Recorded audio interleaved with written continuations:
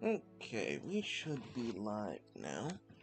I think I might have done an oopsie, everyone. Well, oopsie it is. Give me one moment. As I go get my things. Give me just a second.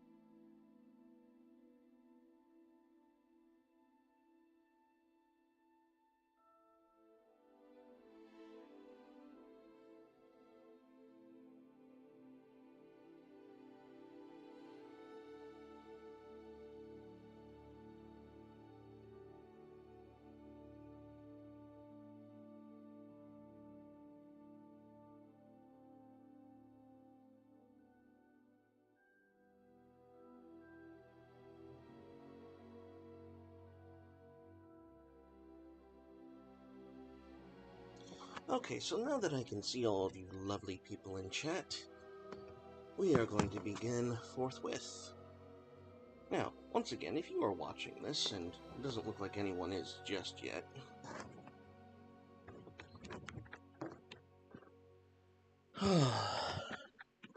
in fact, you know what, let me chill for a minute. Oh, that's what I forgot to do.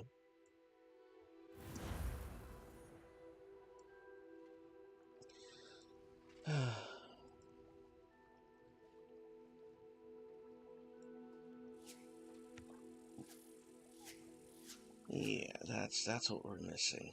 I forgot to turn it on Discord. So, let me go ahead and do this.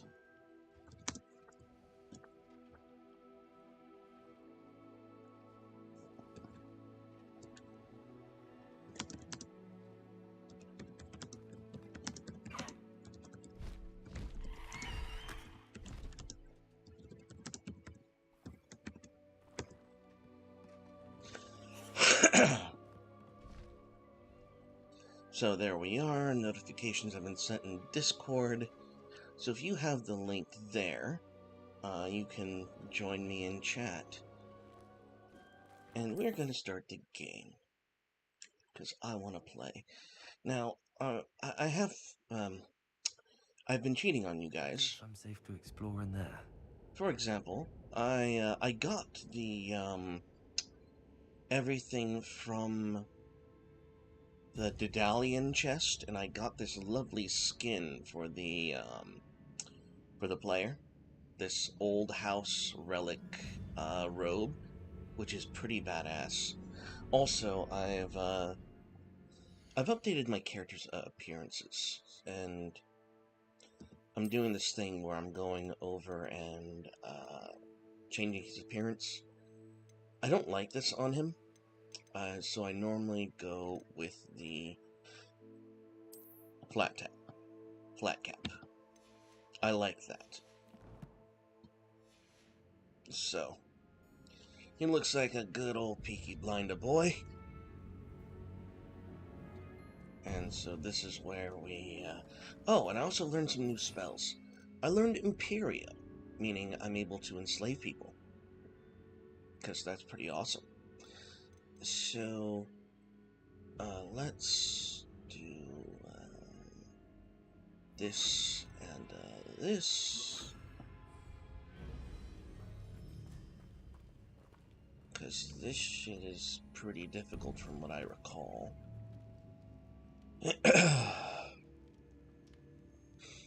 Ah, yes, defeat the spiders. Alright, and welcome whoever just joined in chat. We're also in the Discord if you want to check that in the description, or if you want to jump in general.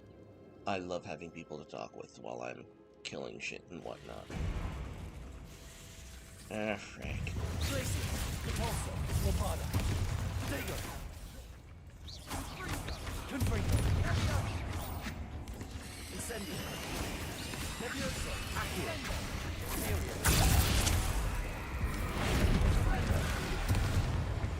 Places, Nope. Repulsor, Confringo, Places,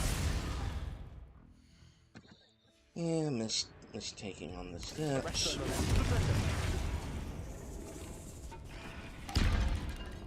Yeah, that's what I get. This is a difficult one. But you get Imperio out of it, which is why I'm doing this quest. Because, let me go back, because that's not the only place we could have gone. Repulsor, Bombarda, Wingardium Leviosa, Revelio,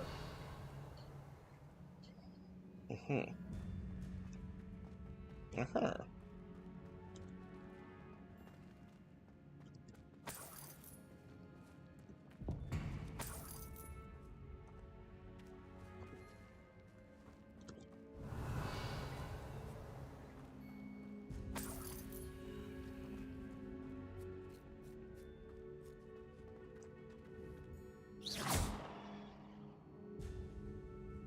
Bombarda, Confringo,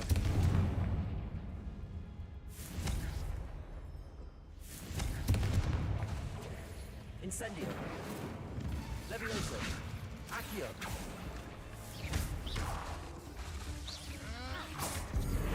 Rependo, Bombarda,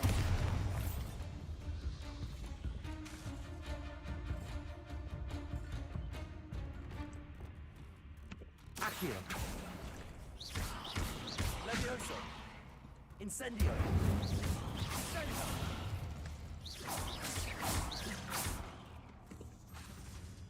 Confringo, Incendio, Accio, Levioso, Bombarda, Rependo, Glacius, Rependo, Arresto Momentum, Rependo, Rependo, Expelliarmus,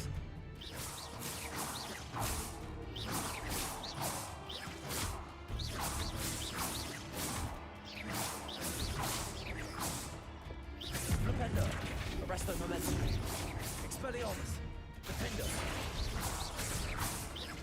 Rependo, Finger, Rependo, Expelliarmus, I'm totally cheesing this.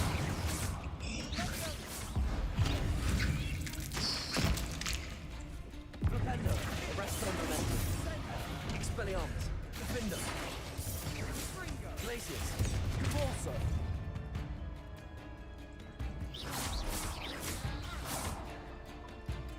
Confringo, Bombarda, Glacius, Repulsor, Arresto Momentum, Defender, Expelliarmus, Defender, Levioso, I totally cheesed that, and I don't feel bad.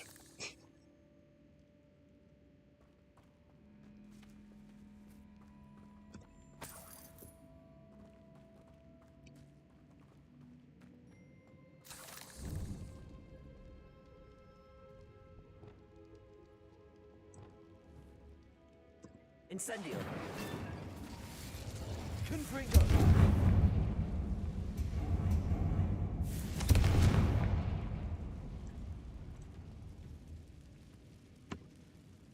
Accio,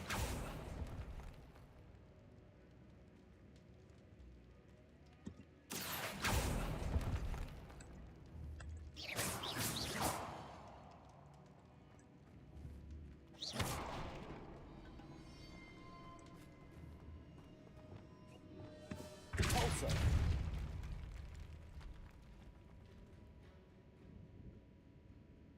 Revelio.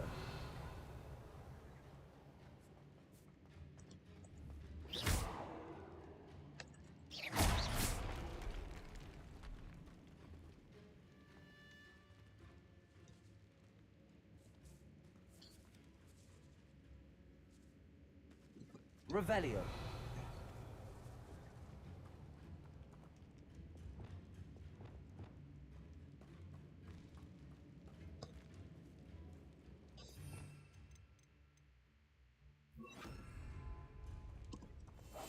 I'll be quieter than a jobberknoll.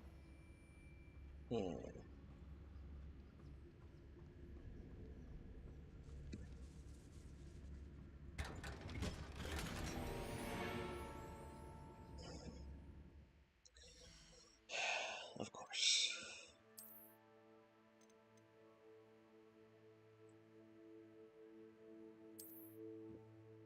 No.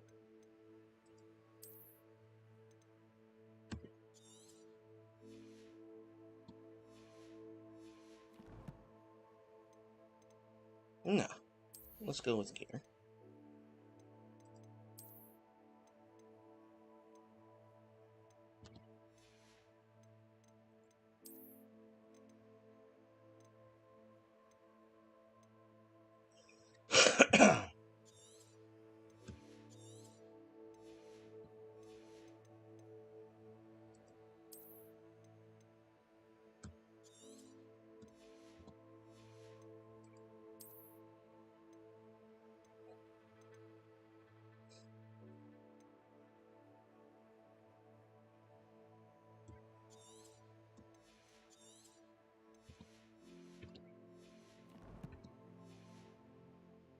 Alright.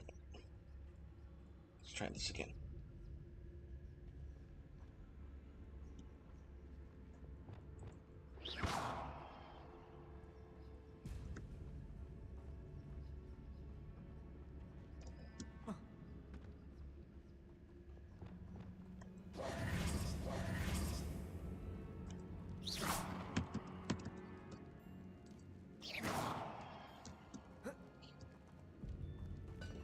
Revelio.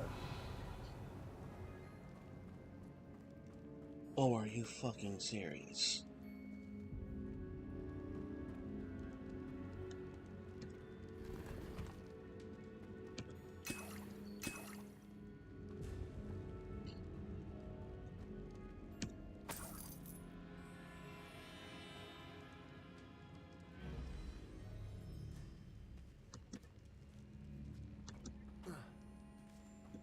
Revelio.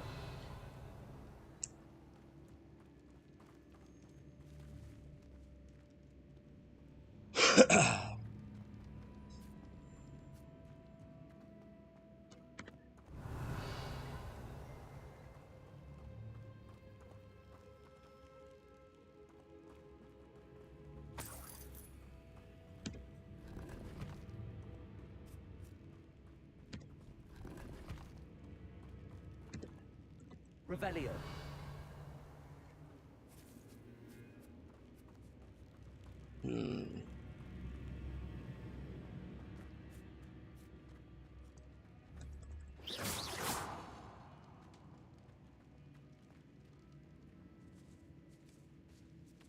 Revelio.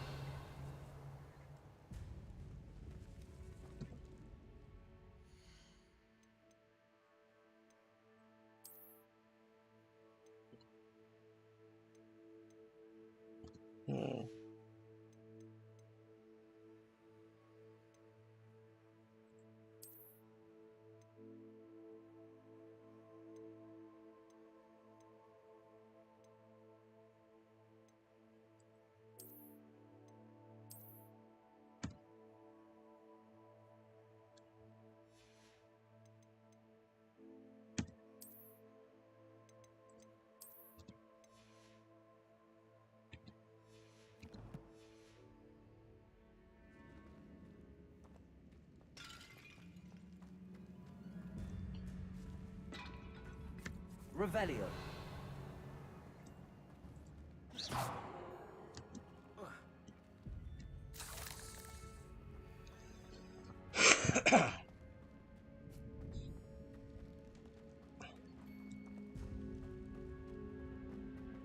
Revelio.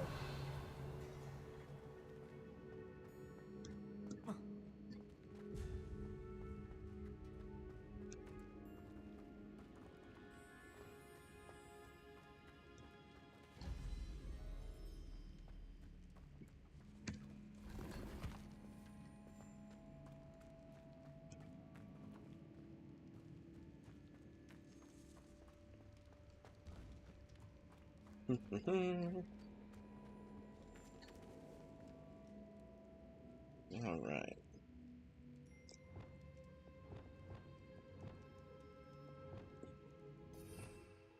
All right.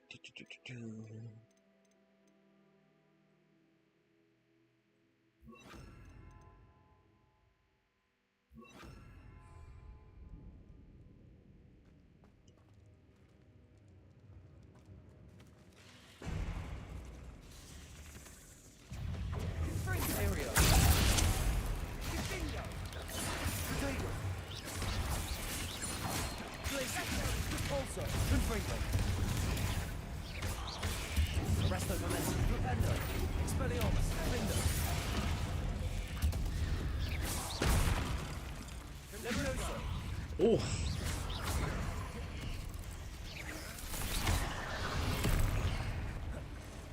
Confringo.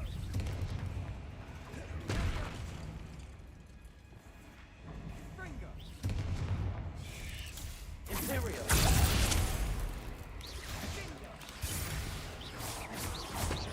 Repulso. Glacius. Confringo.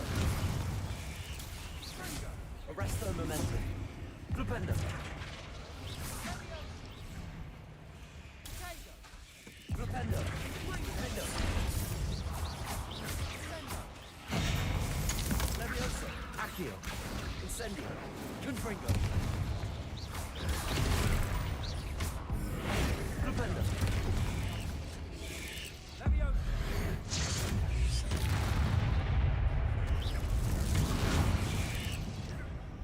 Flipendo. Bombarda.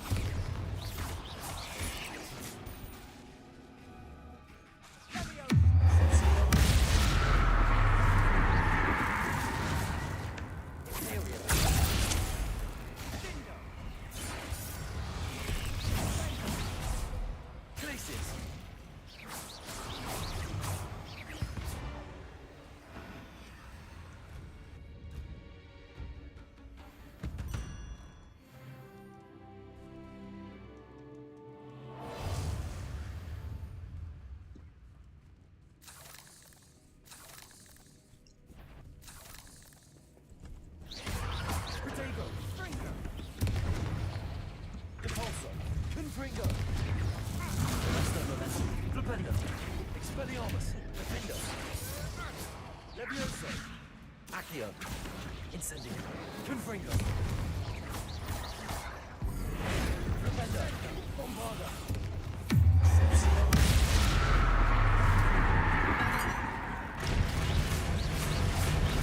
Flipendo.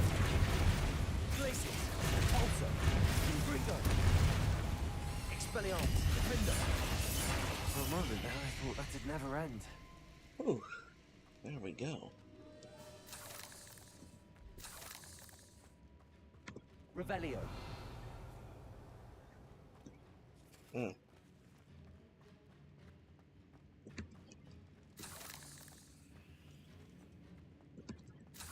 Dead end. Lovely. All that for nothing. Hold on.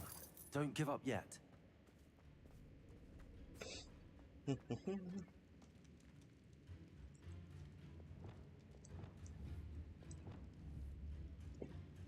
Accio.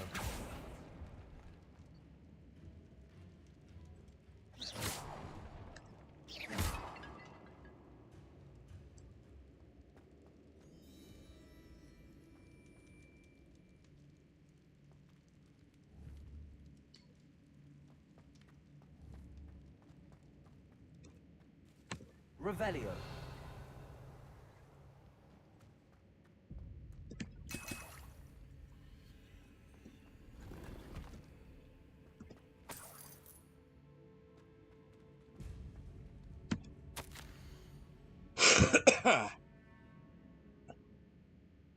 But the dark sacrifice involved to realize its intent may be too great until we know more. Please do not remove this relic.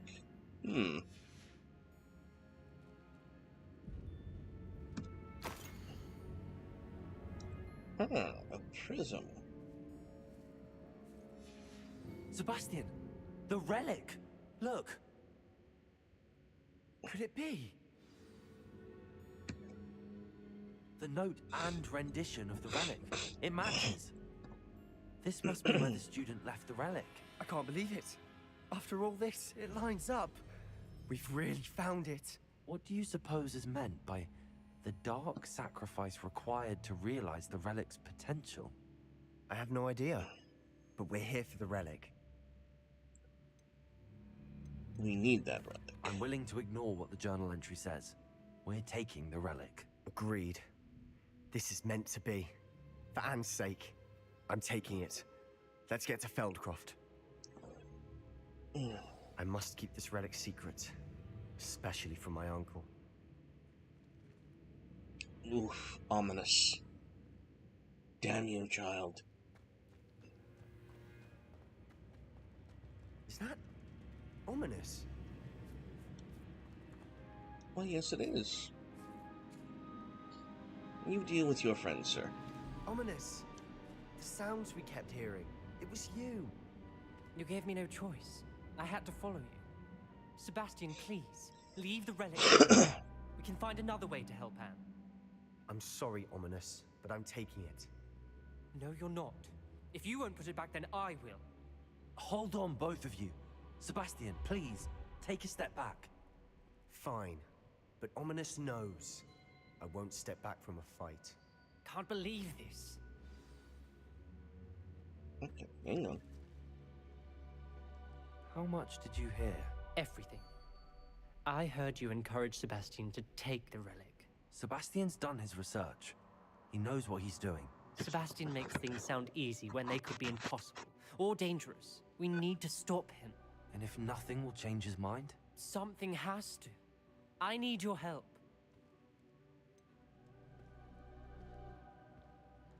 No. Power with any cost. Sebastian's right. We need that relic. I'm sorry. My mind is made up. Are you willing to sacrifice your friendship over this? I might be. How could I choose to stand by and watch him do this? What if the choice wasn't yours? You wouldn't be to blame for what happens. What in the world are you suggesting? Imperio?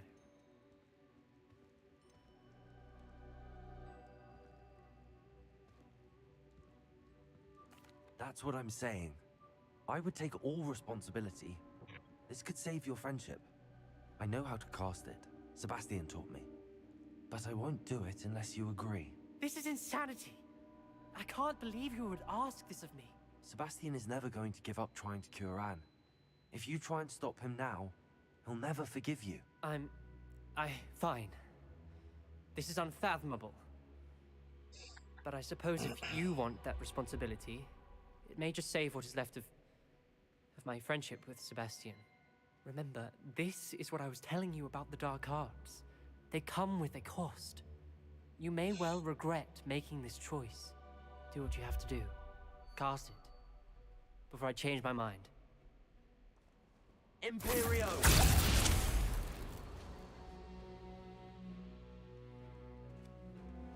Step aside, Ominous. Stay in place until we're out of sight. I will. Sebastian, come on. What did you do? Imperio. It was the only way to get out of here without a fight. Ominous, I'm sorry. Sebastian, we have to go.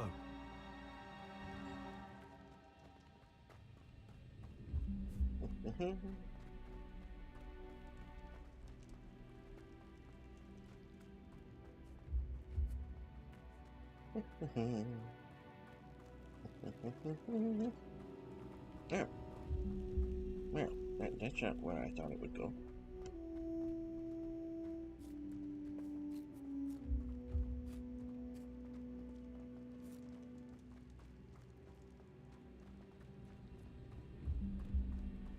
Did we do the wrong thing? You need the relic. I know. But not like this. Ominous and I agreed. Surely there's a difference between casting Imperial on someone without the knowledge and casting it with permission. I understand what you're saying. I do, but... I've taken full responsibility. You have my word.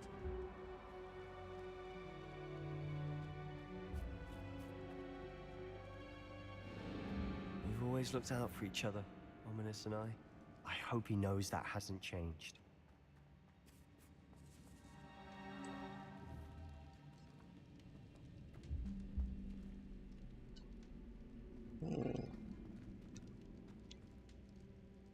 Revelio.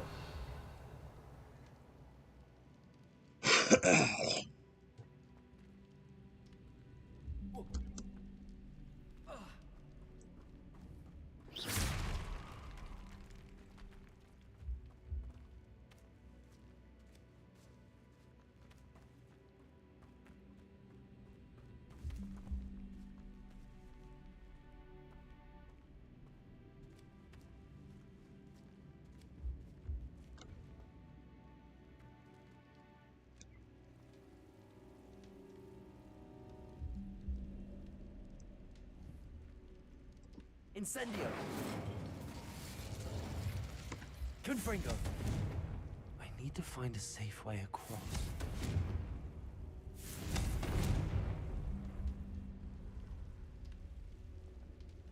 Accio.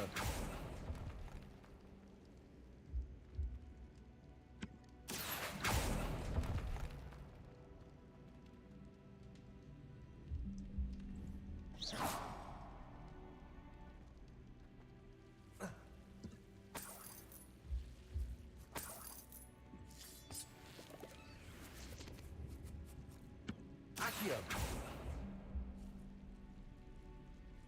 Confringo. Accio.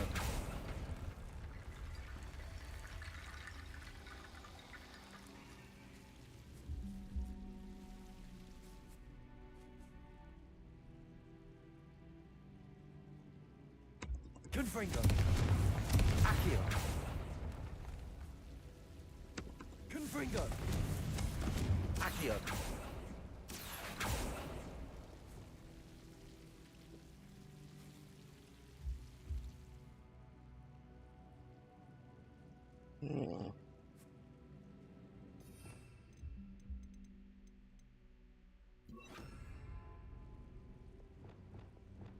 Lumos.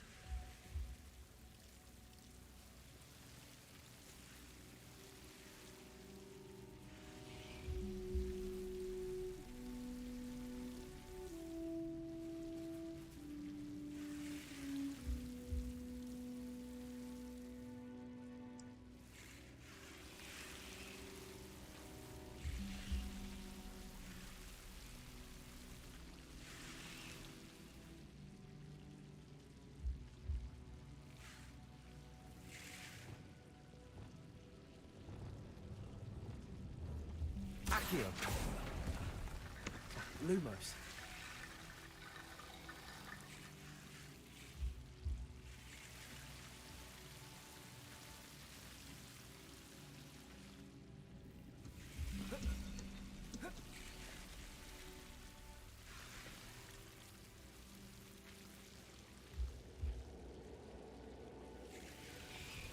This is most interesting.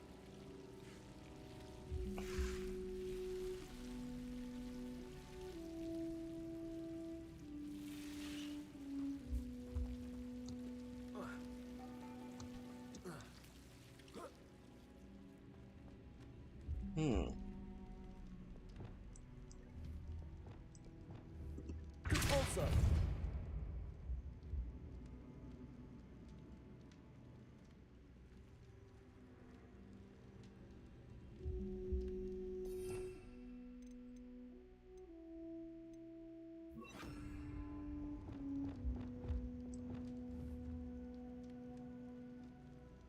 Wingardium Leviosa.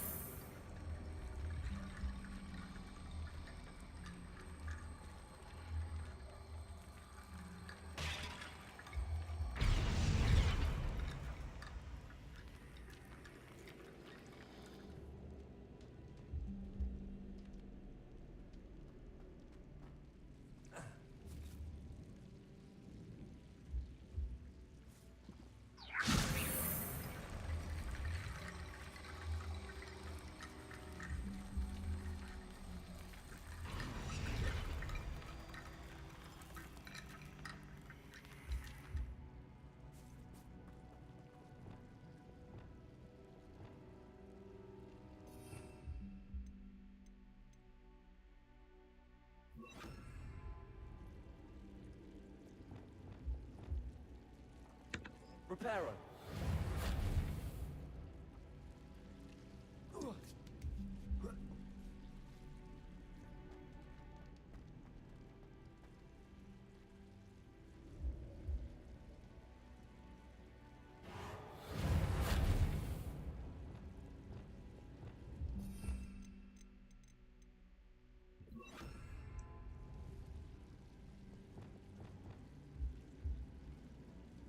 Wingardium Leviosa.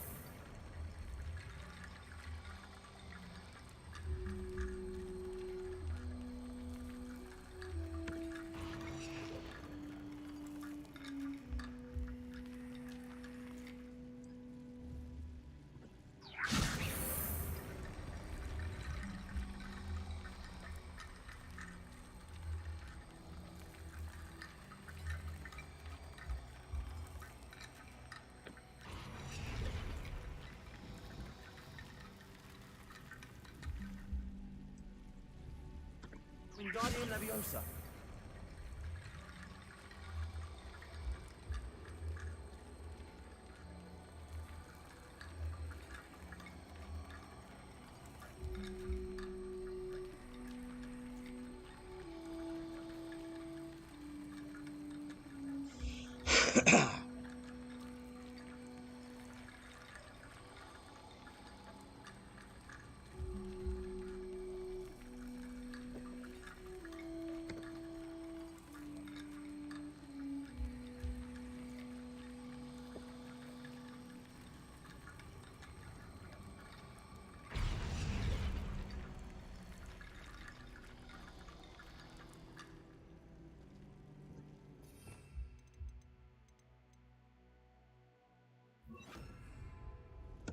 Lumos.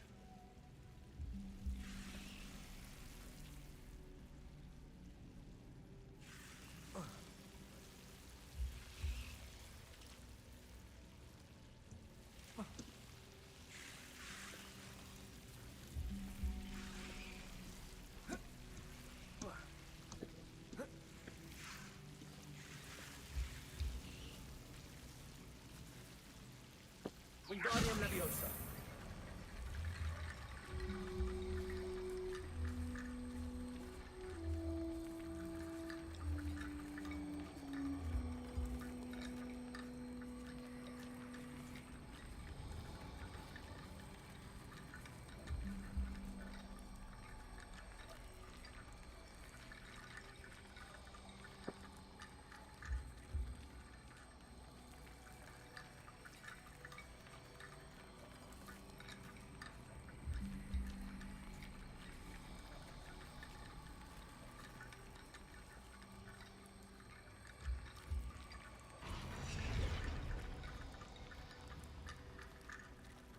Wingardium Leviosa.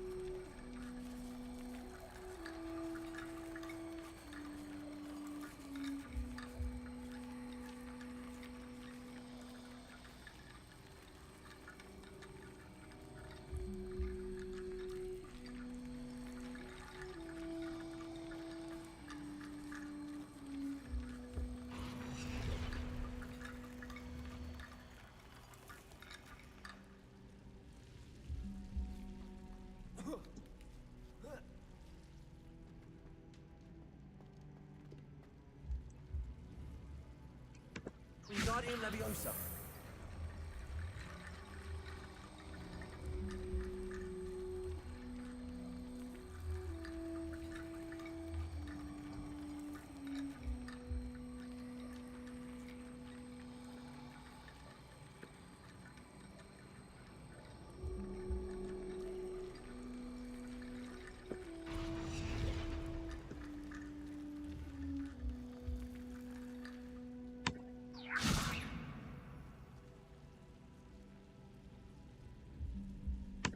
Wingardium Leviosa.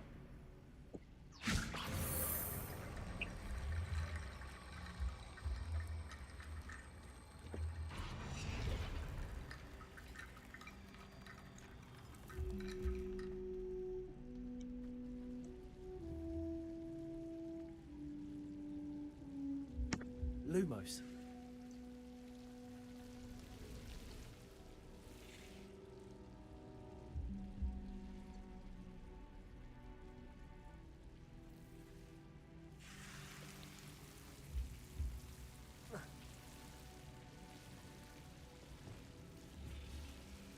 Confringo. Lumos.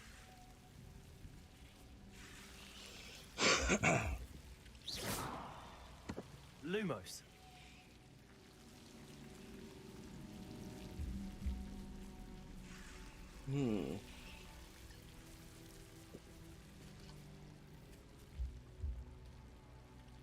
Wingardium Leviosa.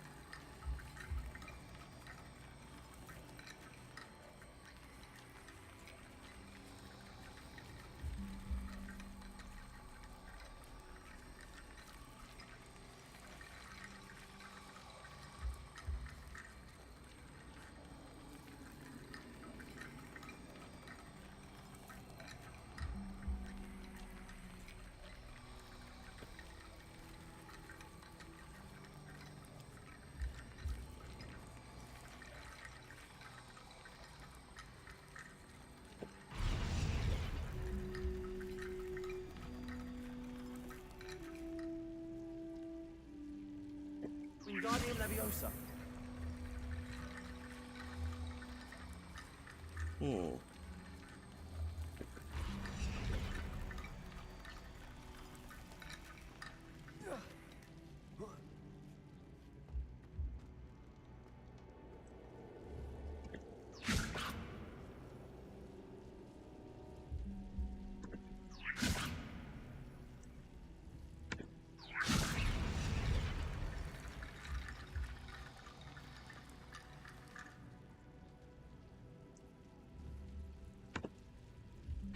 Wingardium Leviosa.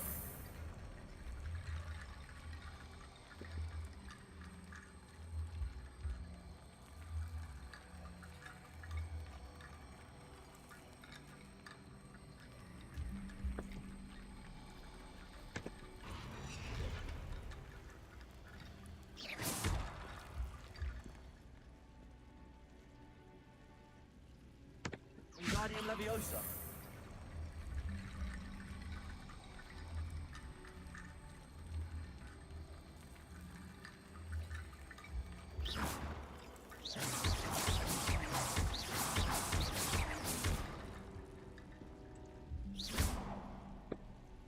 Wingardium Leviosa.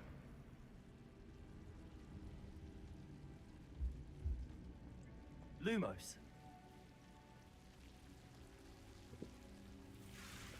Wingardium Leviosa.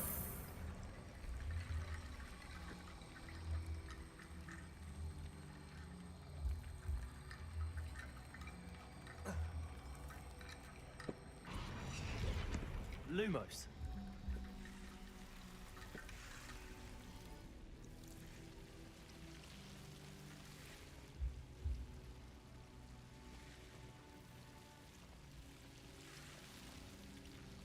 Revelio.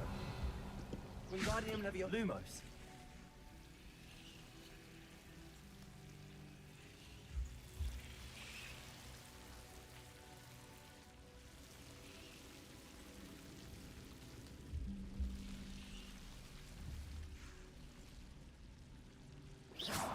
Lumos.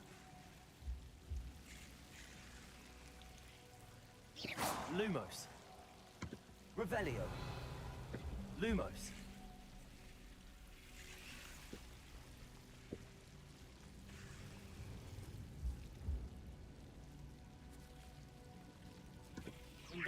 Leviosa.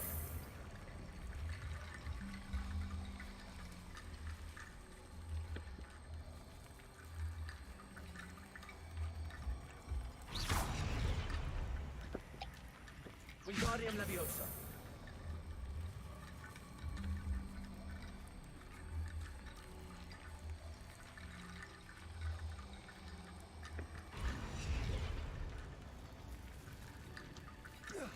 There we Bone go. bridge complete.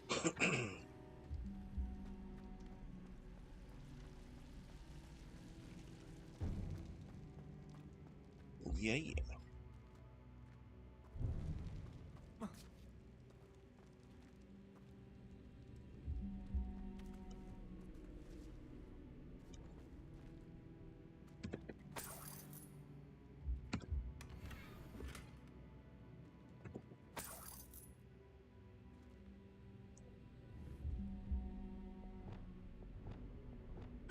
Accio.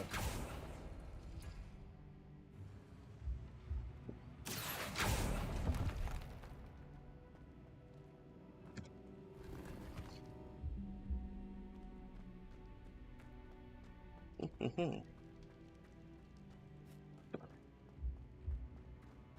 All right.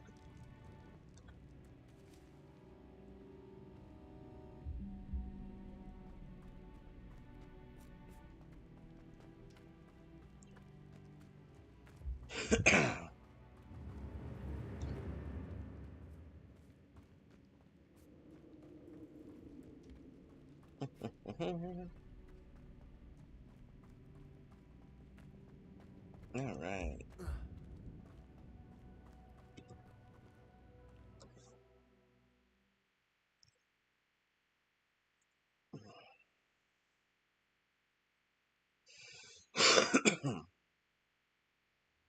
How long will the spell last?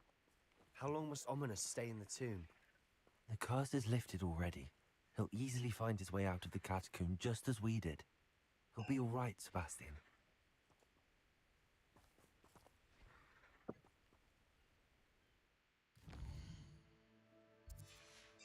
Return to Feldcroft. All right.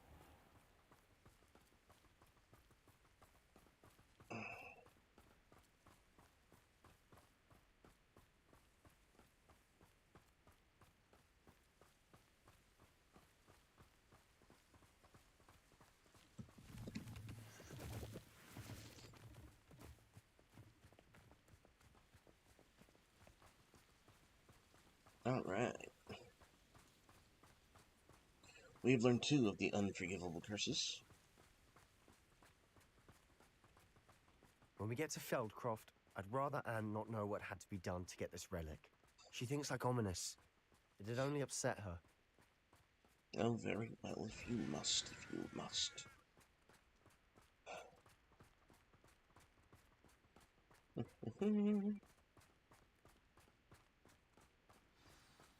Oh no, this isn't good.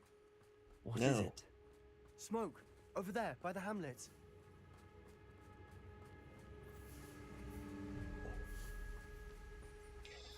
Feldcroft's in trouble.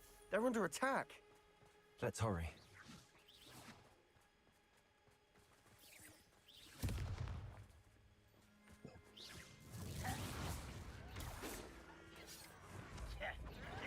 It's like a place right out of Area. Protego. Arrest the momentum. Expelliarmus. Minions. Leviosa. Accio. Incendio.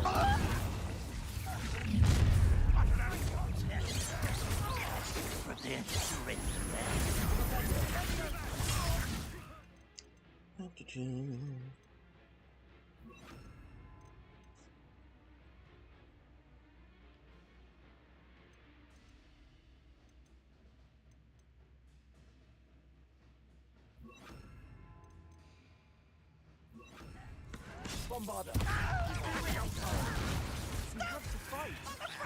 Keep out of sword's reach. Expulsion. You don't know who you're playing with.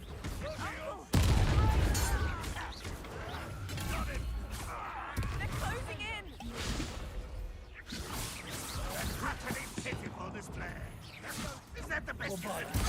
Rather unwise. Not win here. Glacius. Bastion! Be careful! Mine! Bring on. They'll retreat. We'll make them retreat. One less human to worry. Rest! Glacius. Sebastian, oh, stop provoking them. I'm handling it. I'm clicking. Are you quite finished?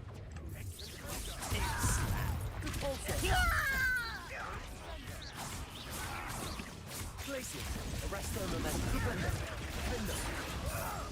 Incendio. Nowhere to go. We have to fight.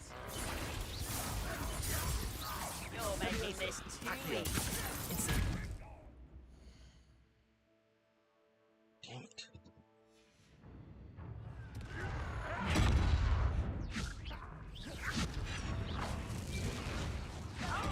To the right!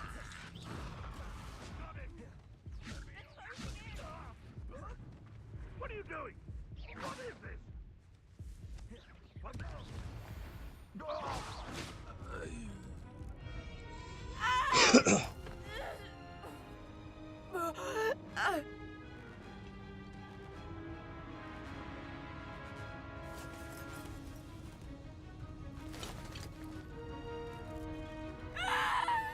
Imperia!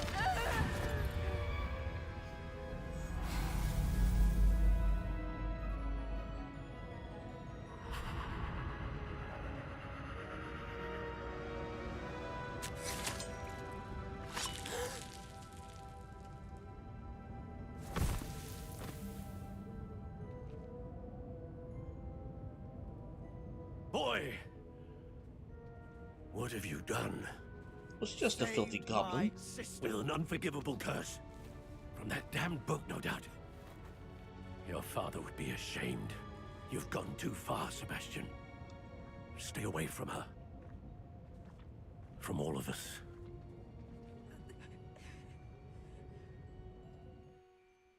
What did my uncle expect me to do? The Imperious curse saved Anne's life. That goblin was going to kill her. You did the right thing. You did what you had to do. If I have to keep proving that to my uncle, I will. He cannot banish me from my own home. From my sister. It might be best to let him calm down a while. May I speak to him? Perhaps I can help to ease the tension a bit. You may be right. Very well. Probably best if I get away from here for a while. I'll head back to Hogwarts. Ooh. Wigan potions.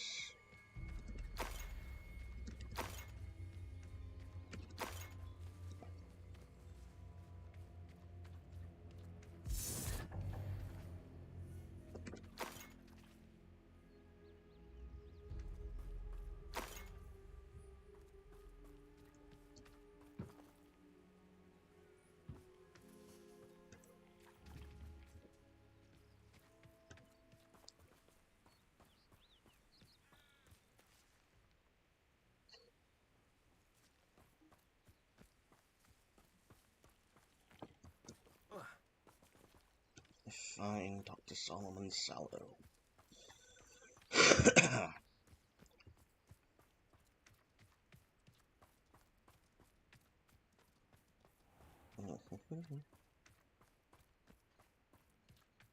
What was he thinking?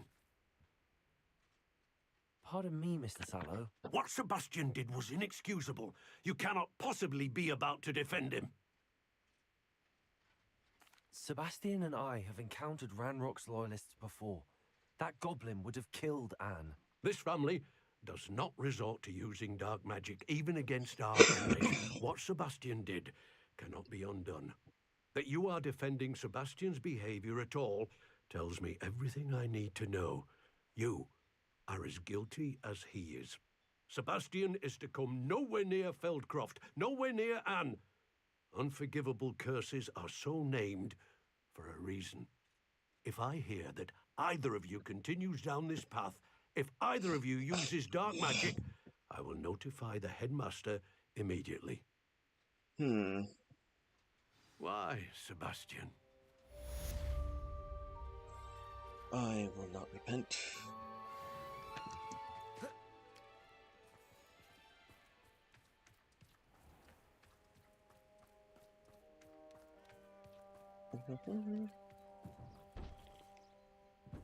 New?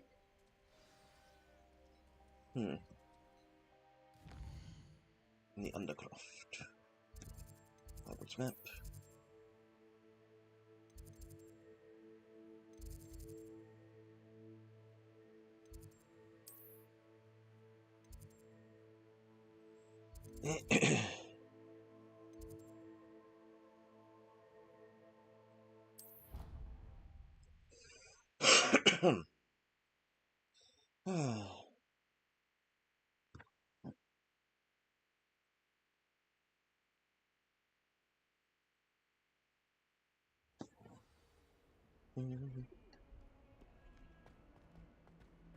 Late on your homework?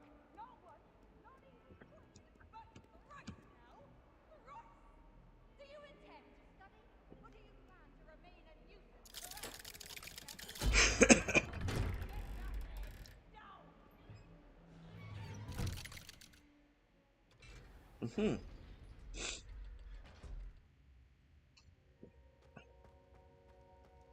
Did you speak with my uncle? I wish I had better news about your uncle and Anne. Well, what did he say? I'm afraid he wants you nowhere near Feldcroft. Nor Anne. I had to stop that goblin from killing my sister. He had no right to banish me from my own twin. If he thinks banishing me means I'm going to give up on Anne, he's sorely mistaken. He also said he cannot excuse the use of dark magic in any form, and that if he hears of either of us using it, he'll go straight to Professor Black. Huh? That relic, dark magic or not, is the key to saving Anne. To reverse that curse. I will not lose Anne for good. I should send the crest to Anne. She'll know that we need to meet. I'm afraid I don't follow. Nothing, just a thought. Now I'm more determined than ever to learn what power that relic has. Yes. What did you mean you'd send Anne a crest so that she'd know to meet you? We just lost our parents, and we were packing up to go and live with Solomon. We couldn't take everything. She was carefully organizing her prized possessions, a box of artifacts she'd collected to do with our family. Jewelry, cards, old photographs. She got to her favorite, a handmade crest, and without a second thought she handed it to me. This will keep you safe, she said. It holds no enchantment, but I've kept it with me since. That's how I can reach Anne. I'll get the crest to her with plans to meet. Be careful, Sebastian. Your uncle could intercept it. We'll be expelled. Even if Ominous is upset with us, he has no love lost for his family. He'd use their connections to the headmaster if we needed his help. I shall wait to hear from you then. Thank you. I very much appreciate you standing by me through all of this.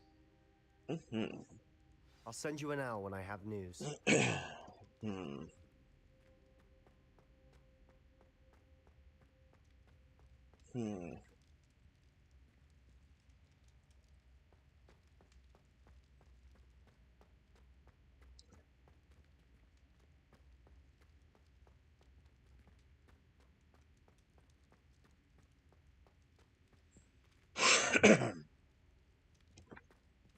Alright, what other...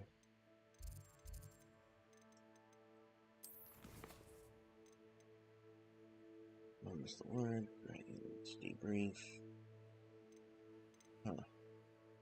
Okay, so what other spells do I have left to learn?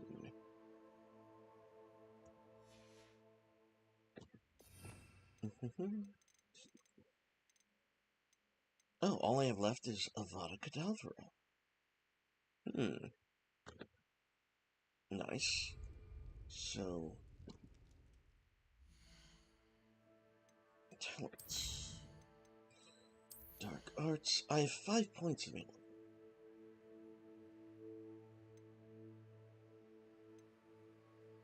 Oh, and I, already have everything. So...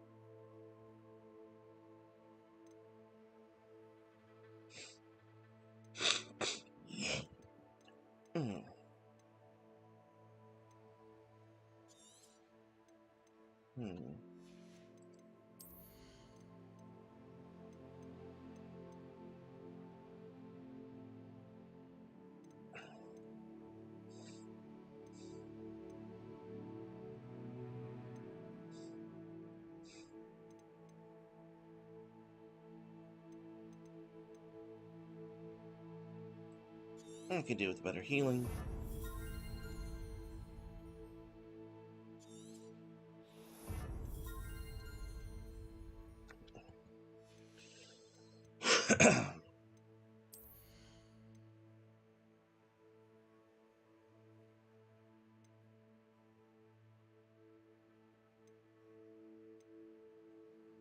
Ooh, I like that.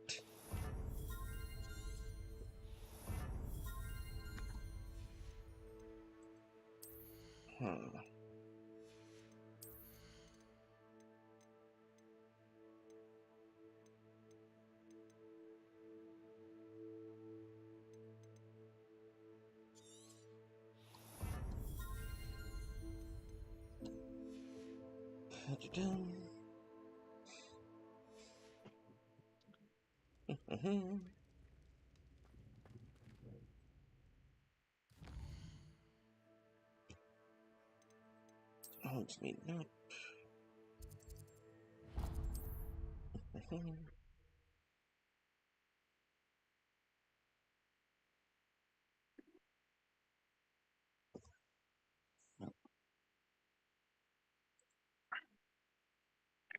Did you get all the fast travel locations? I did actually. So that's something I'm Yeah. excited for. Is that helping? It is. So I actually did a thing, and I listened into Mr. Kuna's No White Guilt stream on Sunday, and Oh yeah, I did see you there. I was very excited to hear your name being slated. Very well done. Welcome. Do let me know if I can be of any assistance at Yeah. all. I guess I'm kind of popular there on his stream specifically, and probably only. Well, I'm gonna be honest. I'm actually really I take that as a good sign because I like the white well-being sphere of things. Yeah. I don't like um Negativity. I exactly hope to see you again. for the lack of a Farewell better for now. word. I don't.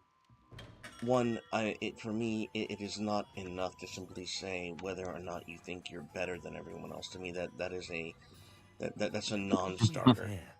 It really is. Well, that relies on there being something else or someone else. Yeah. And it's just again. It's like Go on. it's like I hear these complaints by the negative people all the time saying, well, if it was just white people on the earth, then there'd be no anti-whiteism. I'm just thinking, so you're saying there's no misanthropy with Okay. humans on the earth? No, here's for me. Here's the end all and be all about it. Especially when it comes to arguing or having conversations with with anti-whites. Look, for all of their accusations, whether they're true or not, most of them took place during a time and period in which whites were battling amongst each other. We conquered the That's world. true. We conquered the world whilst fighting one another. The English, That's the true. French, the Spanish, the German. We were at each other's throats, building navies and armies and expanding our respective empires. We were not a united people, and we still kicked everyone else's ass. That's kind of true if you kind of project our standards onto non-whites, you mean you would consider it kind of a victory in some regards. And it's unpopular to say, but the more and more I think about, because I'm a very religious man, and biblical language is very particular, and even though the Bible is not of what you would call white origin, it's very Abrahamic, it's very Semitic, and even from that standpoint, it is very clear as to how that particular deity identifies and characterizes themselves as. And they characterize themselves under the auspice of whiteness, purity, virtue, uh, so on and so forth. Again, violating the chest, as we are required to do. Poor chest. I know, we violated him repeatedly. Why did they make this? And invisible too, so they don't even know. Yeah. Almost like it's getting Me Too'd, which is kind of based. Now, as we are Me Too'ing all of the chests in Hogwarts Legacy, the language and imagery of Jehovah and the Semitic god describing himself under the purview of whiteness is also interesting. And it's Semitic is a language that is white. Yes. Basically. So. And it's interesting because you look through history, and the attempts to retcon this reality have been literally overwhelming. We call it a mind virus for a reason, but the blackness, the inherent blackness of slavery, is something no one wants to touch with the 10-foot pole. Well, I think one thing we can observe just objectively regarding that particular non-white group is someone sold slaves. So where were they sold from and by who? And it's not what I'm not even suggesting the ships, like all the other negatives do. I'm suggesting the tribes that sold them. Yeah, and that's and the inherent culture and the color of that culture was not white. It just wasn't. It was not. It was not a characteristically white phenomenon. That's just not how that happened. Products were offered and then they were bought. Exactly. And another Unfortunately. thing. Well, and here's another. I married into children of 2 daughters, and I love them dearly. They are my children, and some of them are they bought into this mind virus. I couldn't stop it. It's just something that hopefully they'll grow out of. Hopefully they'll come to their own. Maybe they will. Maybe they won't. It's just one of those things. And do what you can do. And it's interesting because there is a belief that that representations of America as portrayed in Hamilton are legitimate. Do you know what I'm talking about? I think I do with the white-facing black men. Yeah, basically the blackwashing of white history. Yeah, where the black men put on clothing that they never had wore back then. So yeah, worn back then. Yeah. And the idea that that there was the civil rights and American movement was a black movement. I'm thinking, oh, this, nope, nope. I am not even entertaining that. That is wrong on Abandoned long ago, no doubt. so many levels. There's women, and then there's the white people who are anti-white. Mm-hmm. But there's. I mean, how could it be a black movement and not an anti-white movement if there weren't anti-white white people? You know. Well, I kind of worded that wrong in like philosophically and contextually, but I guess the gist of it is still communicated.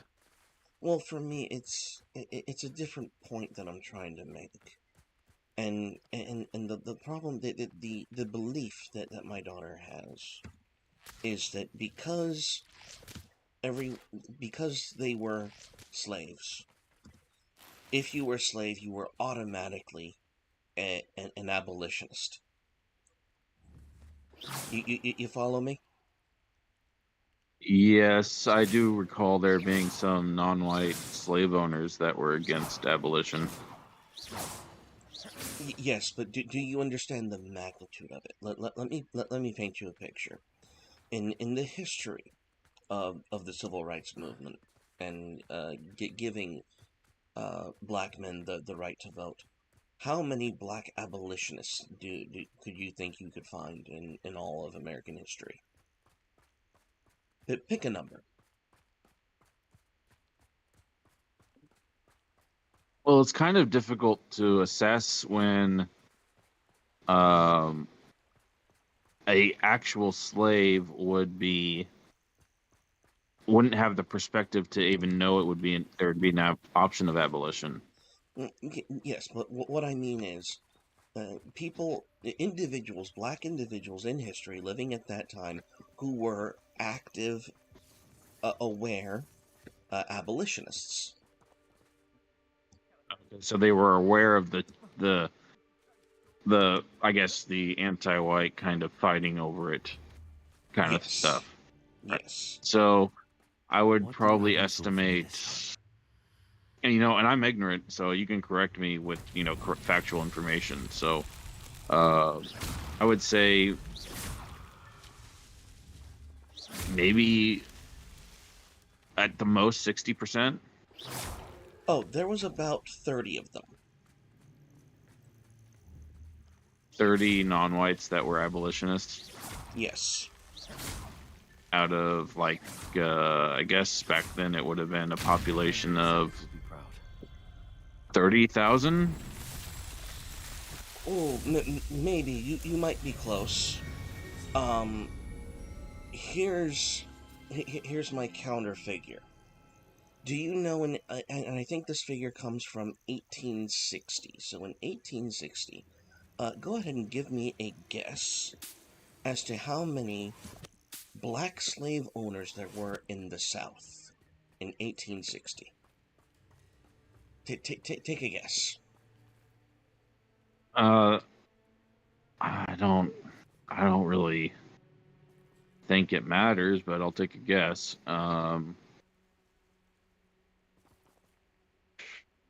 You mean percentage-wise or just the amount raw? Just the raw number. 500? No. 3,770 odd black slave owners in the South. So that sounds like 10% if it were 30,000. I don't know, something like that. Yeah, I think the black population in 1860 was a tad bit higher than probably. But than I lowballed it.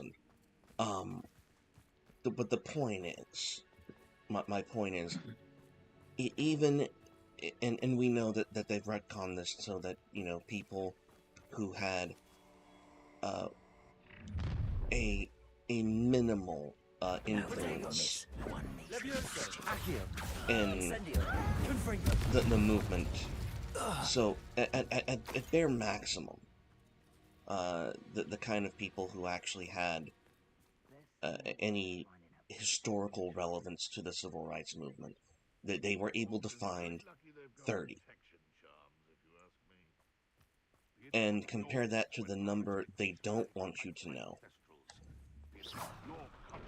of the A lot 3,000 of odd black slave owners. Like, it is ridiculous. The amount of it's revisionism. It's a mind virus. It is all the horrible things you could possibly imagine. And I don't really buy into the argument. I guess it's kind of related. That the northern Westmen, white people, were trying to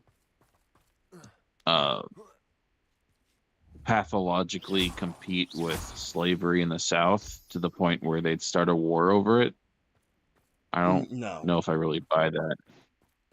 No, in fact, if you believe the accounts of philosophers and what would you call them, commentators like Alexis de Tocqueville and others, slavery in the North was far more brutal and inhumane than slavery in the South. That could color perception. Yeah. Slavery in the North was far more brutal and inhumane than it was in the South, which they don't even... And let me be clear, just in case anyone else listening wants an answer. I'm not pro-slavery for anyone, for any reason. Just in case we're not getting that twisted. I'm just saying that the lived experience of slavery at that time is, shall we say, misrepresented. It is the gist of what I'm getting at. Not that it was Well, the justified. Puritans, I think there's like a puritanical streak where, even though they were, negative towards basically everyone, I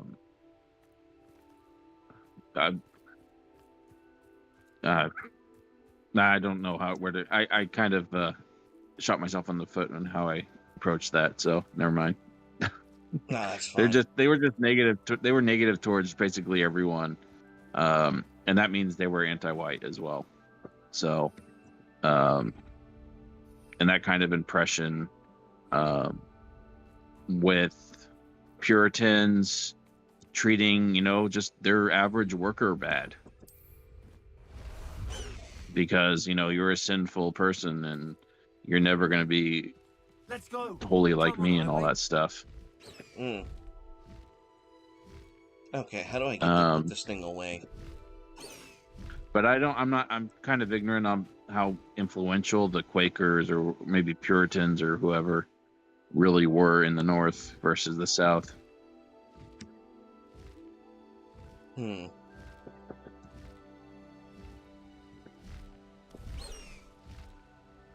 impression is just that their misanthropy really colored their perception of, first, how they treat a slave if they had one, and also how the slave owners would be culturally, just from the environment, treating slaves because of what they've learned from a more puritanical environment. I've actually never delved into this perspective, this puritanical notion. I've always assumed it was more from an economic standpoint. I've never looked at slavery from a dogmatic or religious perspective, because that just strikes me as weird. I couldn't... Well, I mean, slavery is not forbidden in the Bible or anything, as far as I know. You're that is technically true, and here's why I say it's technically true. It was legally accounted for, you could say. But Yeah. culturally, the dynamic in biblical living did not really make much excuse for enslaving or purchasing a slave. Like they're Also, if you have to treat a Christian as your brother and the brother's a slave, then yeah, there's some. it just doesn't jive. There's something inherent about the ethos of Christianity and in fact old school Judaism that heavily discouraged the purchasing and use of slaves. I remember one part of the Bible, or rather, if I read it correctly, sometimes don't know if I did, or if I was misinformed. But there's 7-year forgiveness of debt used to be a thing. After 7 years, all debt would be forgiven, and that Yes. kind of doesn't jive with slavery as well. No, it's hard to have generational slaves when they're being freed once every 7 or, depending on the tradition you choose, every 7 or 49 years. Every jubilee, every man had a right to restore that which was traditionally or classically his own. Another failure of the Enlightenment is is something that Semitic law actually gets right, and that is the idea that property is is an inheritance. It's not something that can be commercialized. So, for example, in the old law, if you had a plot of land given to you, your ancestral home, and Yeah. one of your ancestors decides to sell it for whatever reason, every jubilee you could reclaim your ancestral home for the price in which it was purchased or sold by your ancestor. Does that make That makes sense? sense. Yeah. So given inflation, you almost had a guarantee of being capable of purchasing your inheritance, That makes it difficult for a slave if they're not earning any money.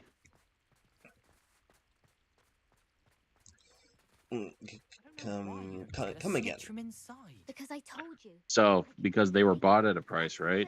Mm-hmm. It's true. Soon get us a snitch. So if you buy them and they have the opportunity every jubilee to buy themselves off, and maybe they never make that payment because they don't have the money. Okay, then.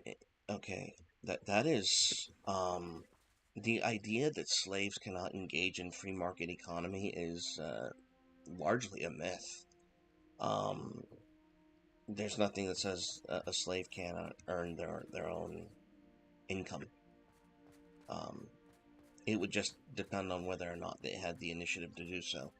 However, if we're talking about Jubilee specifically, the idea of the 7 years, forgiving the debt or the freeing of the captive, those were two completely different transactions. Like by law, the ability for one to purchase their ancestral What have you done? their ancestral property was entirely different from the right of a slave to claim their freedom. Does that make What sense? was there a part about slaves and not the jubilee about land reclamation? Yes, if you were a slave under the under the law of Moses, by the time your 7th year came up to in service of your Hebrew master, you got to make a choice, and the choice was remain in slavery or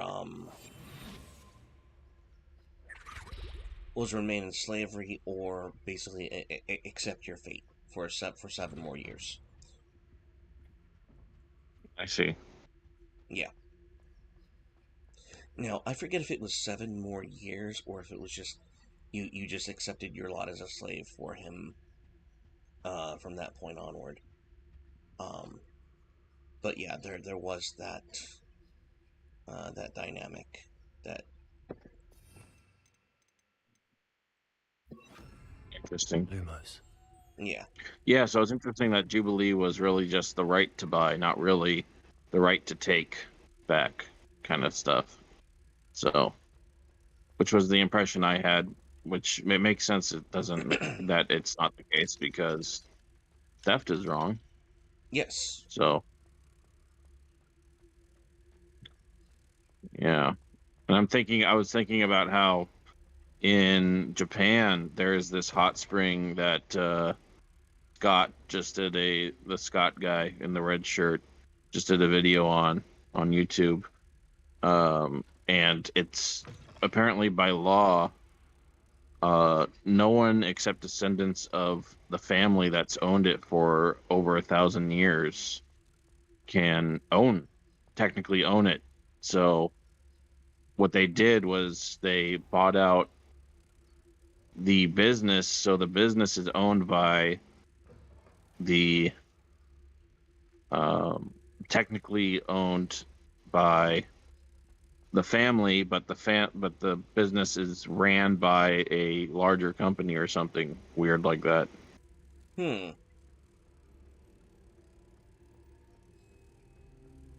So this idea where you have a claim, it's like a lordship claim. Like you previously got land because you were a lord, and Mm-hmm. you earned it, the title, and you're a vassal or whatever of the state. And so, yeah,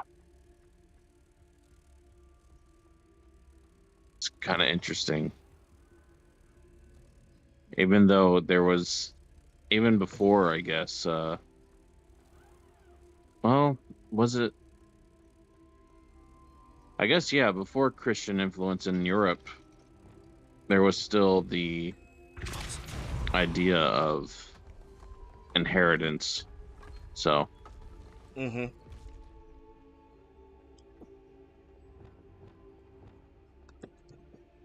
Yeah, it is interesting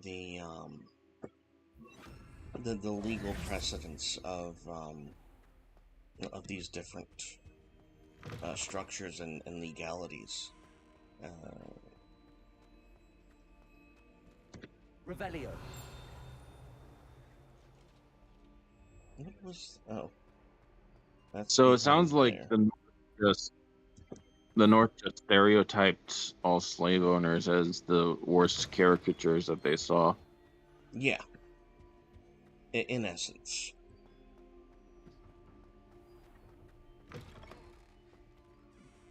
Yeah, With little to no justification, and they were in fact the worst perpetuators of it.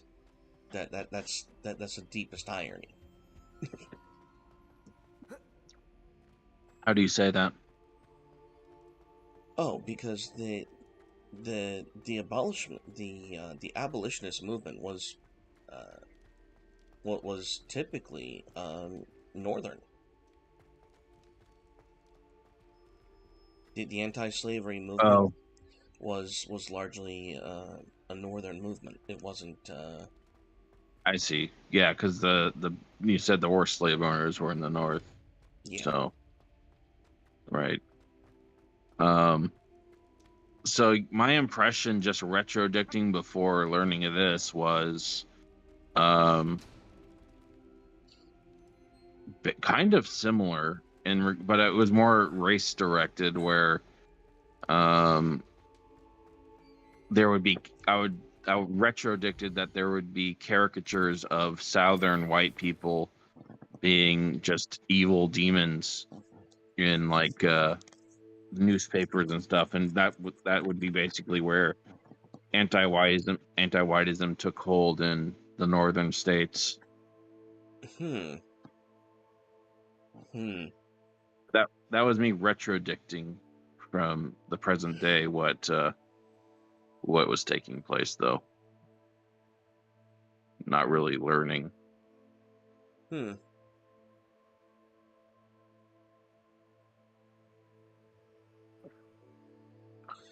I'm not. But yeah, if it was slave owners and white people, I think maybe it was only in the South that white people could, or rather, not white people could own slaves, but rather not whites couldn't be slaves.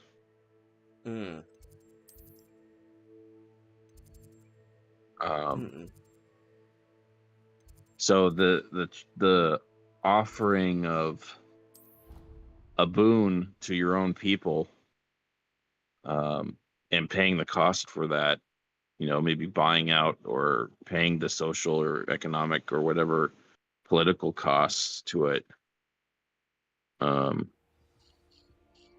ended up becoming a stereotype about white people hating non-whites.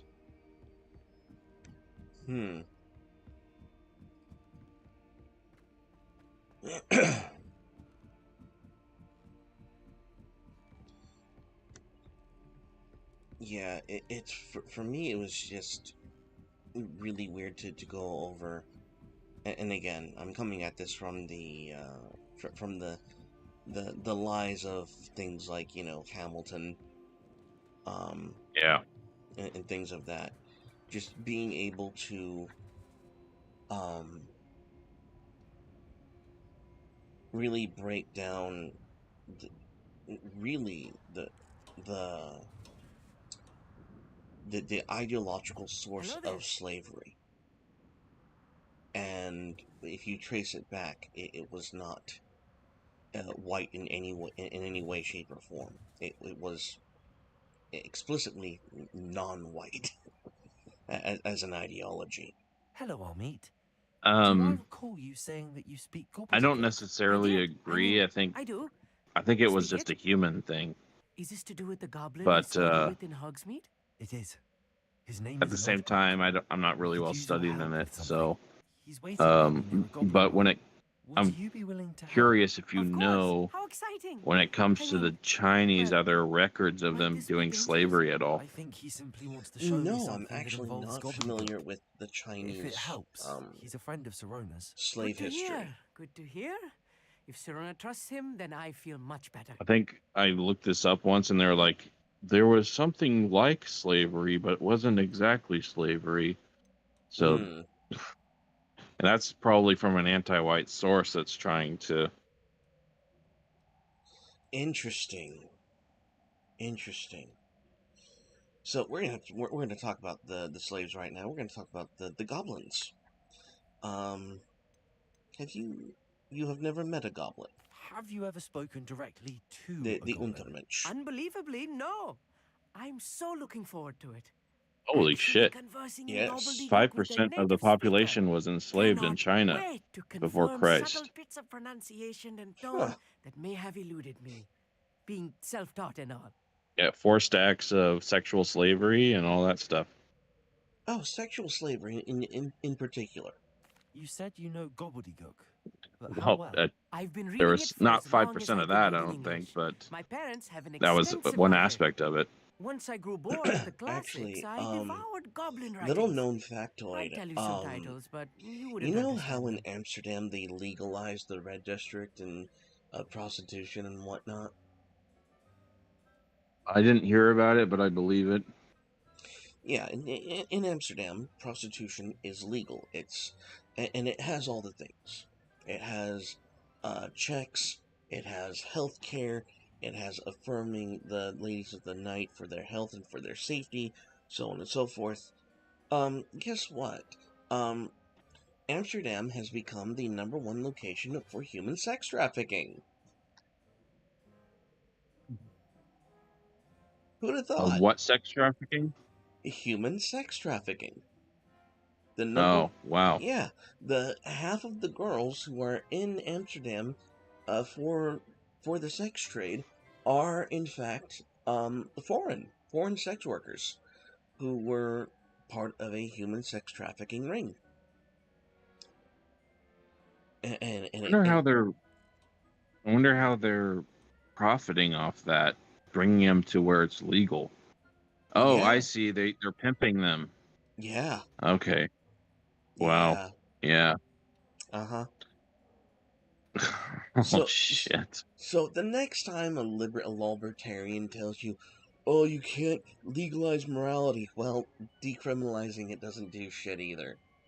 You just incentivize the evil. You just legitimize it. You put a happy face on it and just ask everyone to look away. And the Netherlands are actually very embarrassed about the state of their country, because now they have these degenerate Englishmen, predominantly English for some odd reason, going to Amsterdam and participating in the sex trade, and continuing the funding human sex trafficking. Yeah, fantastic. Lord Gok is The waiting. more you Have know, you seen right? their women? No, I'm Of kidding. course. I just want to check the pronunciation of a couple Just the of key old terms first. negative So I leave it to you. stereotype. I don't know what you're talking about. They have a higher percentage of gingers than everyone else. Why are they Oh, sex actually, starved? I like gingers. I know. As I was saying, some things just don't make sense. So yes, I have all the fast travel Well, locations. It's great. they're kind of like a more oppressed lib America kind of. Yeah.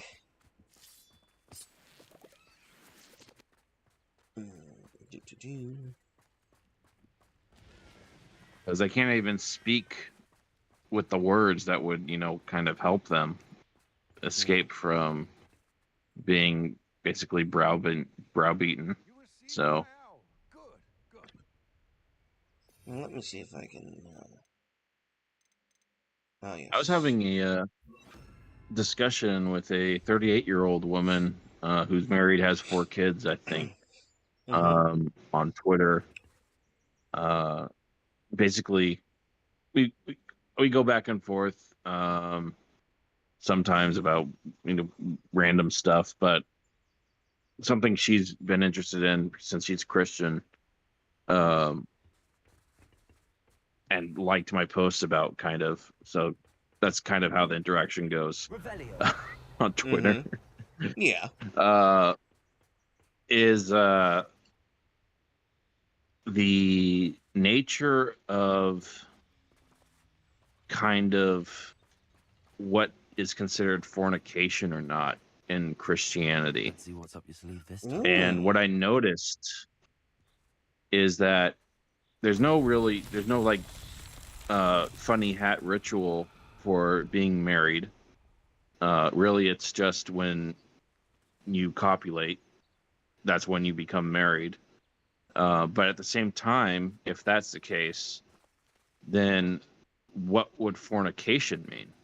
So really, if there was a scripture that she brought up about how a daughter that's rebellious towards her father, the father is not blamed if he's spoken up and tried to correct it, right? So the impression it's giving me is that fornication is when the family doesn't approve of the marriage. Interesting. Very That's the interesting. impression. Yeah, so if the father doesn't approve, then it's fornication. If he does, then it's marriage. Huh. That is very interesting. Wingardium Leviosa. And that's kind of how it kind of worked culturally, right? So, I think.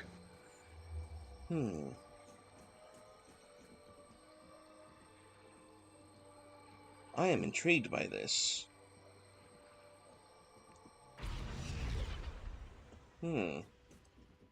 Another aspect of what I mentioned when I, kind of realized that is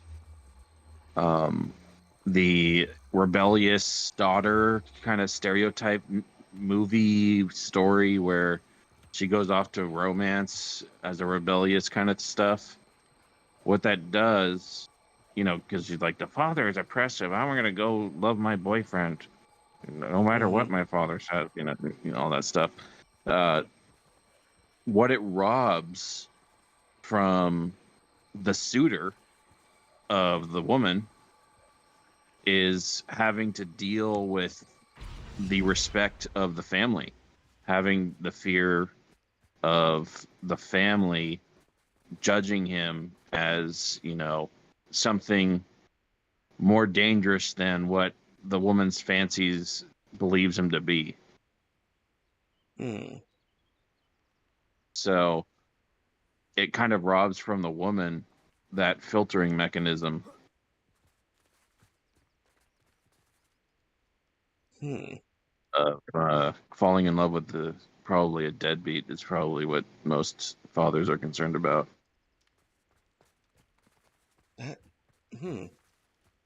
Interesting.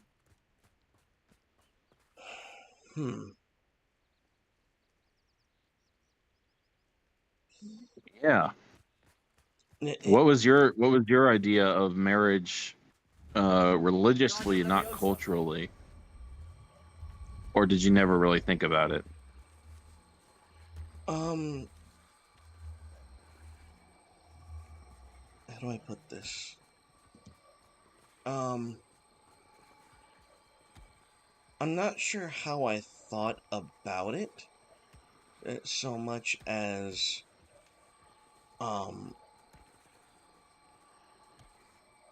adultery versus fornication. As far as it was explained to me, and as far as I understood it from a scriptural standpoint, fornication is essentially when an unmarried person engages in sexual relations without marriage. Right. So it's two unmarried people generally. Yeah. And if they're one of them's married and one of them's unmarried, or even if both of them are married and they're not married to each other, then that's adultery. Yeah. But if it's two unmarried Actually, no. then it's fornication. No. It's yeah. If they're unmarried, it's fornication. If either of them is married, then it's fornication. No, if either of them is married, then it's adultery. Right. That's how that works. This could prove dangerous if I'm not careful. Right. And fornication is something you're not if you're fornicating, you're supposed to be kicked out of the church. Yeah. You're not supposed to be able to go to church. Yeah, it is one of the big new news. And you can kind of see the reasoning of that, because imagine your father doesn't approve of your marriage, or you're copulating with a certain guy, and then you're going to church, and his family, is there. They wanna keep the head of the household that's not the one that's disobeying law. Yeah. In church. And it's how do I put this? there's an emphasis on the stability of the family unit, and that is entirely justified. It is not wrong for religion or society to demand stability in the family unit. That's kind of the point of the family. Is to What's be kind of interesting. Yeah, I agree with you. What's kind of interesting is I don't recall anything being mentioned about how a woman would go about being married if her father doesn't approve of it. Oh, that's because she shouldn't. Yeah. It look, and this is something that it is generally presumed, and rightly so, that your parents, your family, are the ones in the world who have your absolute best interest at heart. And that is the norm. That is what should be assumed. And there isn't much variance from that in scripture or in that that presumption.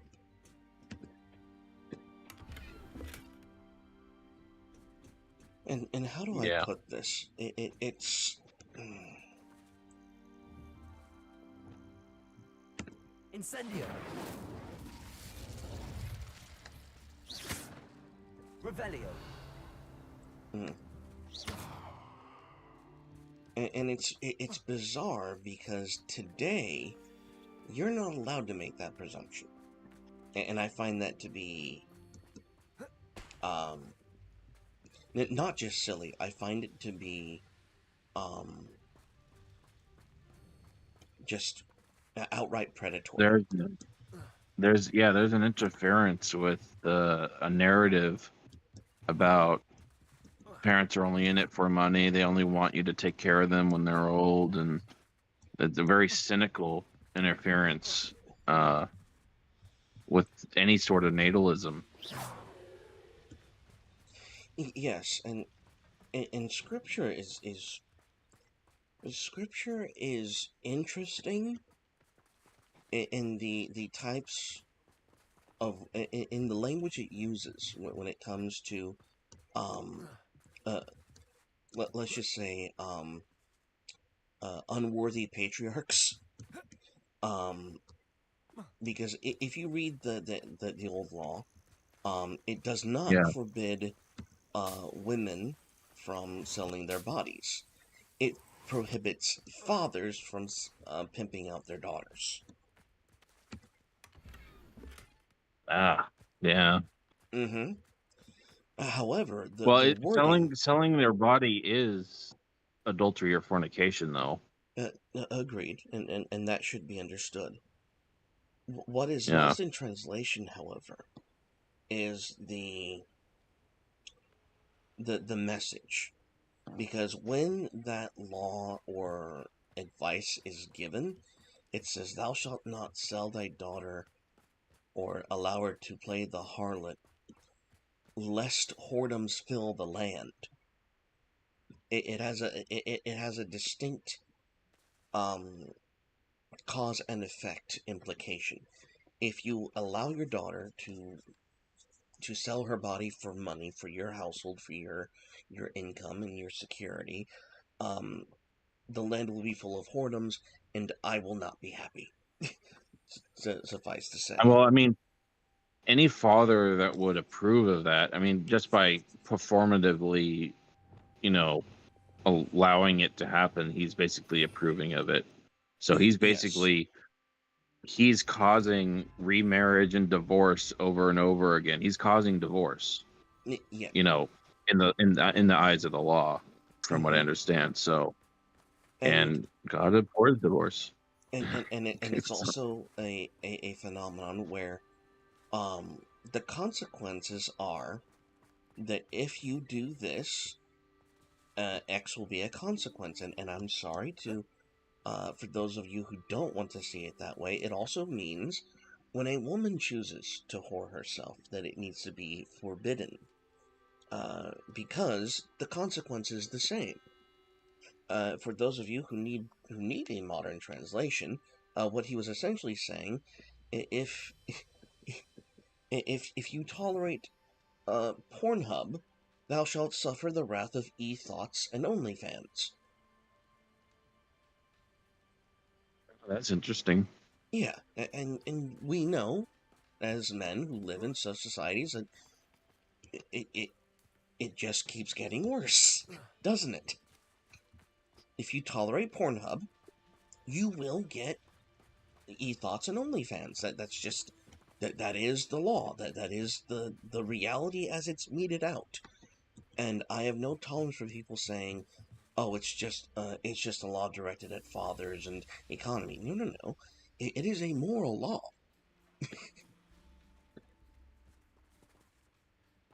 Well, I can't imagine a Christian being a anarcho-capitalist. Oh my friend, the libertarian simping of some Christians who want to avoid controversy is rather tragic indeed. Yeah, absolutely. I believe that, but not anarcho-capitalist. I don't think any Christian would self-identify as anarcho-capitalist. Well, you don't have to identify as anarcho-capitalist, unfortunately. You could say, we could have a compassionate prostitution, where we let women do what they want to do, by giving them I felt all like of the... barfing when you said that. Huh? I felt like barfing when he's compassionate prostitution. That I want to barf. Well, I mean, we need to empower women to choose stupidity, Oh. right? I'm gonna fucking heave. How else do we paint this? I don't even want to paint it any color. Yeah. Yeah, I totally believe that. I totally believe there's, noodle-spined people identifying as Christian and also libertarian. It's embarrassing. It really is quite embarrassing.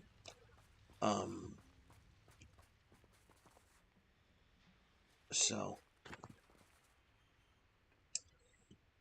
that's kind of where I'm at with that. A friend who speaks gobbledygook Hamilton, huh? Before you Fuck. leave, perhaps you could tell me why we're here? Of course. So, gobbledygook. Unfortunately, presenting Ranrock with the helmet of Urtkot did not have the effect I'd Oof. hoped. Because he knew the details surrounding its plunder, he presumed I'd had help from a witch. So I forget what the stream was about on Sunday. What parts did you catch? What was being discussed? Oh, the going over of basically decriminalizing murder. How else did he expect Oh, to get the yeah. helmet back? Seems he Mhm. has no interest in making amends. Yeah, and I'm afraid we do not have the luxury of rational expectation. If I'm when it honest, comes it to sounds a bit Ranrock. melodramatic Damn to be Bragbor concerned and his about, blasted even channels. when I was watching the stream. But An ancestor of even if I Ranrock's, believe that, renowned they would do it, metalworker. If we are to work together, still- I suppose I must tell you more. Mhm. Not long ago, Ranrock Yeah. sent me to collect I a was thinking, recently I think I unearthed put in the set chat of Bragbor's journals.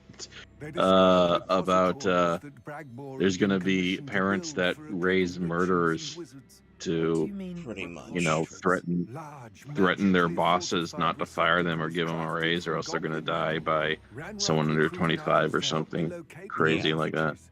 We I were to don't search doubt that. anywhere that was connected to 5 names mentioned in the journals. Rackham, Like, well, maybe I'll be in jail, Fitzgerald, but Morganach, and my murderer's Roboy. son will be Rookwood rich. Castle. That is where we began our Something like search. that. Why Mhm. does Ranrock care so much about these repositories? He cares about what they contain. Hmm. For centuries, Wizards have refused to share their magical knowledge with goblins. Your kind will not even let us carry wands. I also think Thus, many goblins, myself included, have spent our lives mistrusting wizard kind. Ranrock was convinced that Jason the repositories contained is a spot magical on power about that wizards wanted to keep for themselves.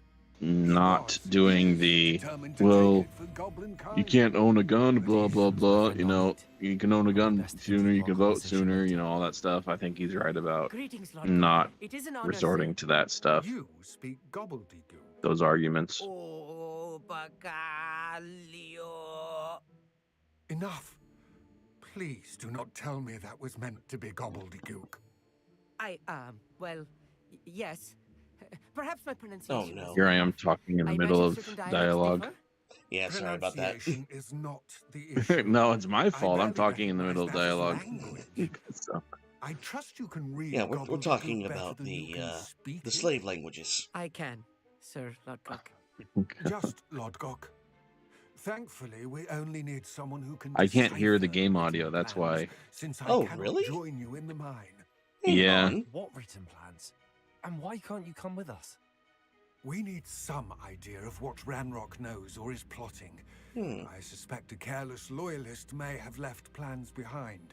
And I'm Huh. unable to join you I because thought you I could- cannot surely you risk could be- you anyone could reporting my hear presence that. to Ranrock. All you need to do is No. not be seen. Either by the eye above the enchanted door or a loitering loyalist. Interesting. Huh. It's better that I hear you than the game. Oh, yeah, that's true enough. Enough fooling around. Fair enough. So repeat what you were saying, because since we have a pause in dialogue. Oh yeah. So I was saying that I think Jason was right about not resorting to the hypocrite arguments. The argument that they're hypocrites. You know, you allow voting that's at useless. 16, and Yeah, don't. That's low hanging fruit. And getting distracted by their hypocrisy. Of course, they're hypocrites. If not for double standards, they would have none. You really you just need to say no, because reasoning doesn't work with these people. They're immune to it. You just need to say no. You need to say no with at the point of a gun. Yeah, basically, reasoning is for how to word a response in such a way that they'll feel intimidated into not proceeding with their how they, believe, I guess. If we're gonna get to the point where anyone under 25 can just commit murder, then we're just gonna start killing people under the age of 25. I mean, come on, there's no point. That's a young person, and it's threatening that they're young and they can kill me at any point. Yeah, if you're under 25 and you look suspicious, bam, self-defense. You made this. Tell me more about the door. Know about the enchanted door. The door will not open while the eye. Oh my god, that's so. You and your friend Yeah. must be invisible to it. Isn't that terrible? That gets rid of the right to self-defense in a way. Oh yeah. Oh, that's what it's in. Look, these people are not going to stop. And I said the same thing about the McMichael case. The case in Georgia where they had a history of this individual pilfering a house that was being worked on and taking materials from it. And they had a record of seeing him take things from this house. And they saw him on the property again. And when they apprehended him, he fought them, tried to take the shotgun from them, and they defended their lives while trying to apprehend him. Now, the father, who's a retired cop, had history with this individual. He had sat across the table from him and knew that this guy was on his third strike. So this guy, in trying to avoid getting a third strike in Georgia, tried to wrestle a shotgun out of the McMichael's son's hand, and ended up getting himself shot and killed. It was obvious self-defense. It was obvious that they weren't trying to kill him. It was obvious he was not running for his life. Well, yeah. And they still succeeded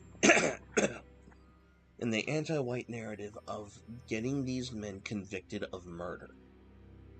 What you've essentially told the population is that good men do not have a right to do anything in the face of evil. And that is the goal.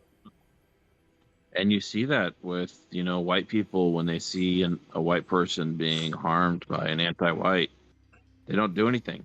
They don't team up to, prevent the injury. Yeah, I'm just not one of those people. And let's be honest, for me, it's not even about white versus anti-white. It's just, you see something wrong, you stand up for what's right. That's just what you do. And sadly, it is common that the people you are defending are fellow white people. There are situations where I would just, even if the back is turned to me, if they're doing a particular thing, I would shoot them in the head. I mean, it's just, I would go to jail for that. I don't care. Well, and there are situations. One of my players, Seth, was someone I had to literally save his life from a mob. I'm not familiar with it. Our black mage. Our corruption. No, I mage. mean, I'm not familiar with what happened. I'm not familiar with it. No, and Seth is someone that I know IRL. Yeah. And there was an instance where I had to literally pull his ass out of the furnace. And that was some like severe Me Too anti-white BS combined, and it was just a nasty situation all around. But I had to pull his ass out of the fire once or twice. And as Westmen, we want to do what's right. Yeah. We want to, whatever we perceive as right, and unjust, we want to prevent. And other races have different perceptions of what's right or not. So that's true to an extent. I think, to be honest, I think there is a measure, like there are forces that work on humans universally. And the force of the family is a consistent one, and the forces of the family and societal norms in that sense are relatively consistent. They're not that different. In fact, the most difference you see between cultures actually stem from geography more than ideology or ethnicity. It's mainly geography. If I was to be honest, if we were to zero in on why we have different particular values or traditions, if that makes any sense. But when we've adapted, if you took an evolution point of view, which I guess I won't with you, so forget about it. I will await your return. I shall see you soon.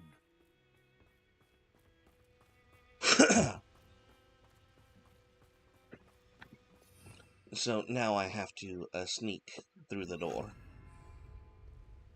But there are certain things like, I don't believe I can speak to what non-whites value or don't value when it comes to everyday interaction standards and stuff. Even if it's geographically based, I can't judge that. The door is looking at us.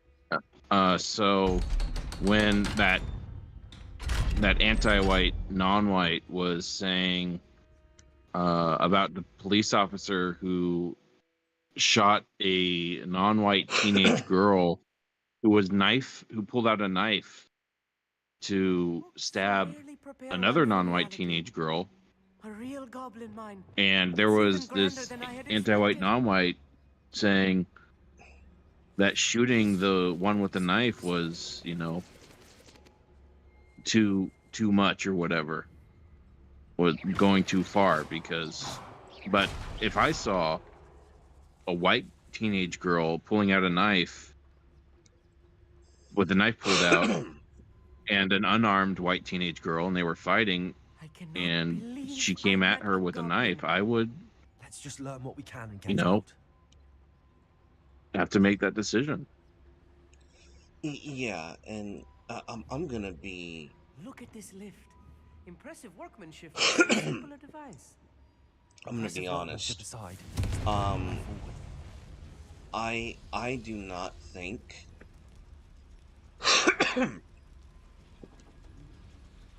I don't think that they actually have different values. I don't believe that. I don't like I sincerely believe. Who the fuck is that? Come again? There's another invisible person. Yeah, his name's Amit. He's a goblin lover, lover of the Untermensch, of the slave peoples. I took him No, with just me. following you. I took him with me because he says he could understand Goblinese, or as it's called in the game, gobbledygook. So, whatever. I still can't Yeah. believe we're inside a real goblin mine. See, he loves the Untermensch. It tickles his fancy. So, in any case, so yes, I am being followed.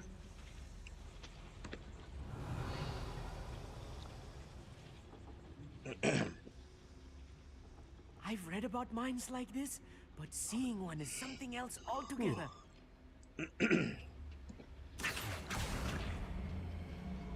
But no, I don't actually believe that they hold different values. They're just more tribally inclined than we are, or that we would allow ourselves to be under common law. Like their mindset, What you mean? As I'm sure you know, not all Yeah. goblins are as friendly as Lodgok. their mindset is more inherently tribal. They would do the same thing to other people, of their own culture or ethnicity, if it was between clan members.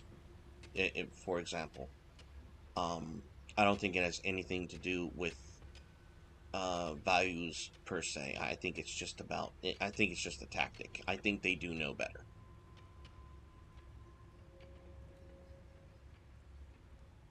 My perspective on that is we project our own values onto them, so we project also our own agency, our concept of agency as Westmen onto everything and we have to treat them as having the same amount of agency, because that's how we have to treat each other in order to have a good environment for ourselves.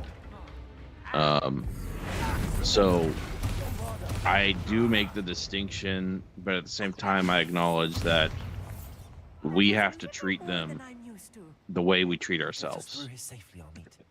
You have my word. Yeah. I'm So We're being watched sorry. Continue. go ahead. by a door. No. As you were.